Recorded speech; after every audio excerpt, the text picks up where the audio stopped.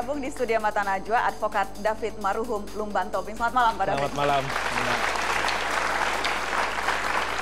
Ini Anda agak spesialis pengacara konsumen, spesialis membela konsumen yang kecewa. Bisa tidak saya katakan seperti itu? Karena Anda banyak menangani kasus-kasus perlindungan konsumen. Tutup pintu, Mas Bro. Starter. Assalamualaikum warahmatullahi wabarakatuh. Terus terang udah hampir 3 bulan Bang Koboy nggak podcast. Dan kali ini podcast lagi. Alhamdulillah studionya masih ada. Masih lengkap, kotor semua karena udah hampir 3 bulan nggak podcast. Dan untuk kali ini, podcast kali ini saya sudah bersama Bapak David Tobing. Halo Pak David Tobing, apa kabar? Iya, Bang Koboy, apa kabar? Sehat? Alhamdulillah. Mulai podcast lagi. Mulai podcast lagi. Betul Pak. Kemarin PSBB, PPKM, waduh kita berhenti podcast Pak. Iya. Tapi tetap podcast, dan ini tetap protokol kesehatan, kita podcastnya lewat Zoom Pak ya.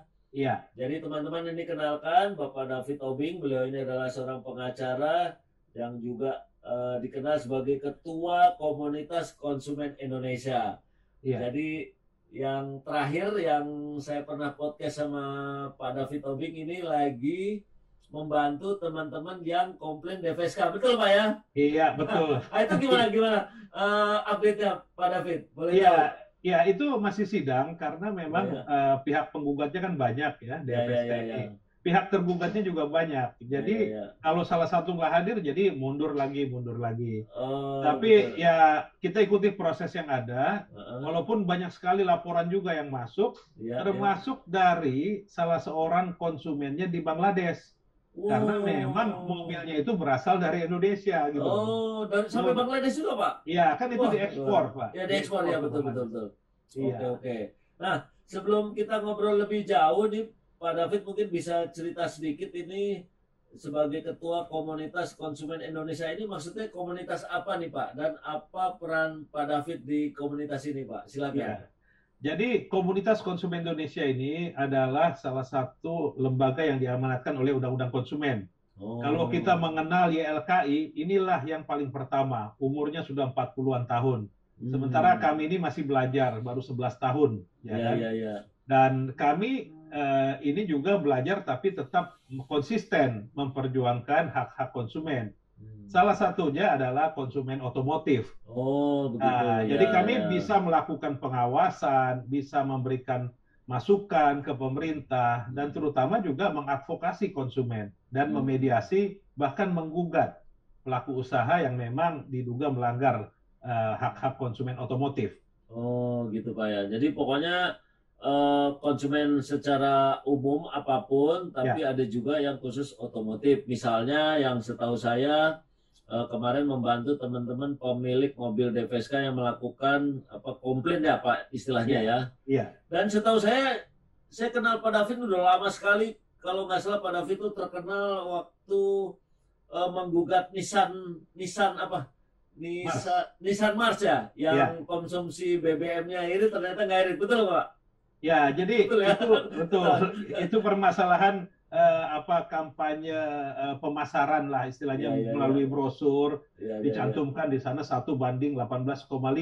Ternyata yang dialami tidak demikian. Dan diputuskan oleh Mahkamah Agung promosi seperti itu salah, sehingga dan uangnya harus dikembalikan. Gitu ya. Nah, kalau boleh tahu Pak David, komunitas konsumen Indonesia ini, saya ingin tahu kira-kira keluhan apa yang seringkali disampaikan ke Bapak konsumen otomotif, apa Pak misalnya? Jadi sebenarnya yang disampaikan ke kami bukan hanya keluhan, tapi juga ketidaktahuan. Akhirnya kami memberikan juga edukasi, ya. Jadi sambil kita memberikan edukasi, tapi juga ada yang mengeluh. Misalnya, banyak juga konsumen otomotif ini yang tidak sadar, tidak membaca buku garansi. Itu salah konsumennya, Pak David. Padahal di sana jelas ditulis. Iya, ada bukunya.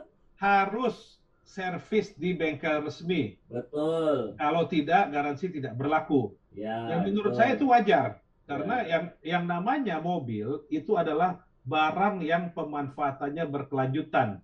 Betul. Di Undang-Undang Konsumen diatur harus ada layanan purna jual. Nah, untuk itulah pabrikan bisa menentukan harus servis di tempat resmi atau yang ditunjuk gitu. Nah, ini salah satu cara kita mengadvokasi. Karena saya sudah pernah mendapatkan pengaduan dari konsumen, dia komplain katanya harus ganti spare part, tidak mau dijamin oleh si pabrikan. Terus saya tanya, Anda servis di mana? Ya dari 10 kali saya cuma 2 kali Pak di bengkel resmi.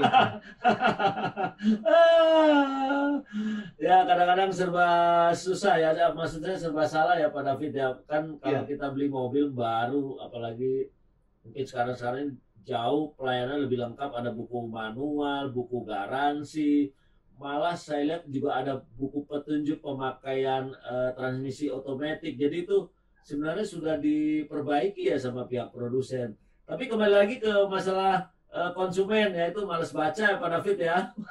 Ya, karena gini ya, yang namanya konsumen untuk otomotif itu bukan hanya owners atau pemilik, tapi siapa yang mengemudi, drivernya gitu loh. Nah, bisa saja yang membeli bapaknya, tapi anaknya yang make, yang baca siapa? Harusnya anaknya itu yang baca juga. Oke. Nah, kalau boleh tahu ini Pak David, ini kan banyak sekali cerita yang di soal otomotif, yang gugatan yang sampai ke meja Anda, antara lain tadi cerita Nissan Mas, kemudian pemilik DVSK 580. Saya dengar-dengar juga ada juga konsumen yang membeli mobil yang mereknya udah nggak ada di Indonesia, contohnya misalnya kayak Volvo, kayak Chevrolet, betul begitu ada Pak David? Ya, saya menerima laporan dari pemilik mobil yang membeli mobil Volvo yang nilainya sangat mahal ya.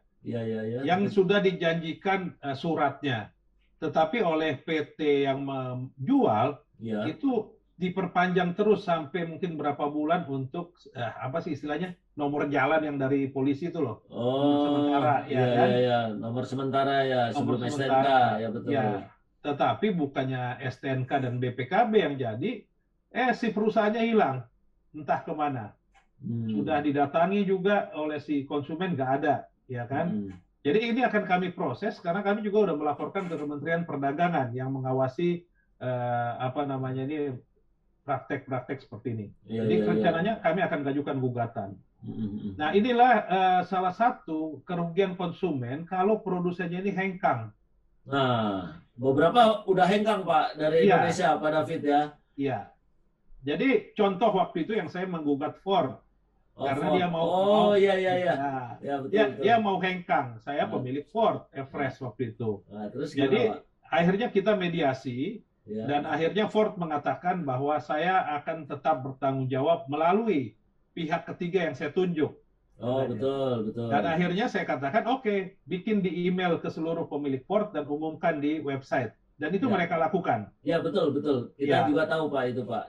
Jadi mereka lakukan, itulah salah satu cara konsumen bisa menuntut haknya, ya kan? Karena yang namanya layanan purna jual itu nggak bisa dihilangkan. Ya selama mobil dipakai harus tetap dilayanin Pak ya. Sampai saat ini saya tidak menemukan ada jangka waktu batas umur mobil yang nggak boleh yang tidak bisa dilayani. Ya kan artinya kalau memang merek tertentu itu masih ada, masih berjualan di Indonesia, ya mobil yang 10 tahun lalu pun ya harusnya dia bisa layani gitu. Betul. Berarti Ford aman Pak ya? Ford aman. Ya aman sih aman, tetapi saya melihat ada kekurangan pengurangan bengkel karena dealer-dealer yang lama tutup semua Pak. Iya, dealer lama tutup gitu ya. Semua itu. Terus ini ada pengalaman menarik ketika saya punya spare part tidak ditemukan di bengkel tersebut. Si montirnya bilang, "Bapak beli aja di Senen," katanya. Nanti kami pasangin. Nah, ini kan nggak benar juga. Tapi itu masih terjadi ya, maksudnya Pak David masih pakai Ford Everest-nya? Oh, masih, udah berumur hampir 10 tahun ini. Nah, itu servisnya gimana? Masih di bengkel resmi atau di bengkel biasa, umum? Saya tidak di bengkel resmi lagi karena kan sudah lewat masa garansi. Oh iya. Ya, jadi saya bisa memilih. Walaupun sebenarnya saya tetap di bengkel resmi walaupun dulu garansi sudah habis. Tapi akhirnya saya memilih di bengkel di mana mantan montir-montir itu bersatu membuat satu bengkel Ford, ya kan? Dan rata-rata pemilik Ford ke sana, Pak. Oh, jadi istilahnya masih tertangani lah gitu, Pak, masih tertangani dengan baik. Ya. Kalau keluhan dari pemilik mobil Chevrolet sudah ada belum, Pak? Kan Chevrolet juga hengkang nih. Iya, waktu itu sebenarnya ada juga, Pak, ya kan? Karena apalagi Chevrolet waktu itu sedang memasarkan Trailblazer kalau saya nggak salah. Iya. Sama, waktu itu Ford juga memasarkan Ford terbarunya yang dari Australia. Tiba-tiba hengkang. Jadi ada, ya kan? Tetapi memang ya itu tadi ketika dia hengkang, seyogyanya seperti Ford ada yang melanjutkan untuk layanan purna jual. Kalau akhirnya pun konsumen membeli, ya konsumen harus ke bengkel yang non resmi. Itu kerugian konsumen ketika produsennya itu hengkang. Itu waktu apa ya istilahnya? Kalau ada produsen atau ATPM prinsipal di Indonesia gitu, kemudian hengkang, itu pasti kan ada koridornya, Pak, ada undang-undangnya. Lo boleh hengkang tapi harus begini-begini, kan ada, Pak, undang-undangnya. Iya, sebenarnya kan kewajiban mereka menyediakan layanan purna jual. Betul. Iya kan? Layanan purna jual itu apa aja layanan purna jual terdiri dari pemeliharaan, ya, kemudian suku cadang dan garansi. Jadi harusnya kalaupun mereka hengkang, mereka harus menggaransi dulu mobil yang terakhir dia jual. Misalnya kalau dia masih jualan 2021, mobil tahun 2021, kalau mau hengkang ya nanti loh 2024. Disiapin dulu gitu kira-kira gitu, Pak, ya? Iya dong, dipersiapkan supaya garansi. Nah, sayangnya nggak ada, Pak, aturan ini yang saya lihat. Bahkan waktu Ford mau hengkang, saya juga kurang sependapat dengan pendapat dari regulator yang mengatakan, lah kalau bisnisnya rugi ya biarin aja dia hengkang, kan ini salah dong. Nggak bisa gitu, berani jualan, berani servis, berani garansi. Betul. Ya, beberapa juga hengkang dari Indonesia, tapi beberapa juga sudah kembali lagi, Pak, ke Indonesia. Contohnya kayak Subaru, waktu itu ada kasus kan, pajak, tapi sekarang sudah balik lagi ke Indonesia dengan PT baru gitu. Nah ini kembali lagi tadi yang soal terbaru, soal Volvo nih, Pak David. Nah, itu sampai sejauh mana sekarang prosesnya, Pak David? Ya, yang Volvo ini kan kami udah laporkan ke Kementerian Perdagangan, Direktorat Pemberdayaan Konsumen. Di sana ada PPNS. Mereka menyelidiki kemana ini PT Garasindo ini. Karena kan waktu itu yang menjual Volvo hanya PT Garasindo. Ya, betul. Ya kan? Ternyata didatangi ke lokasi nggak ada. Ya, didatangi ke bengkel juga tidak ada, kosong. Dan akhirnya Kementerian Perdagangan berkesimpulan ini sudah tidak ada dan sudah masuk unsur penipuan, silahkan kalau mau lapor polisi. Gitu. Jadi Kementerian Perdagangan pun sudah bekerja karena mereka juga merasa kok ada pihak yang jualan mobil belum beres surat-suratnya sudah hengkang tanda kutip gitu. Surat-suratnya, iya. Itu berapa orang, maksudnya berapa customer, Pak, yang ada tangan ini? Yang saya tangani satu, tapi sebenarnya ada dua. Yang mau lanjut ini satu. Ini seorang dokter ya, wanita, seorang dokter. Dia itu betul-betul merasa rugi, haknya dia mana gitu loh. Padahal dia sudah bayar lunas gitu, nggak ada pakai leasing atau finance sama sekali. Istilahnya udah bayar lunas, mobil udah datang, tapi belum ada STNK BPKB gitu, Pak, ya? Iya, sampai saat ini. Ya. Baru surat apa istilahnya yang diperpanjang bulanan atau tahunan itulah kira-kira gitu, Pak, ya. Kalau nggak salah udah 2 tahun ini di garasi mobilnya. Waduh, 2 tahun di garasi, waduh, sayang banget nggak dipakai, Pak, ya. Kalau boleh tahu Volvo yang seri berapa, Pak? XC ya? XC6 apa berapa itu ya? Oh ya, oke, siap.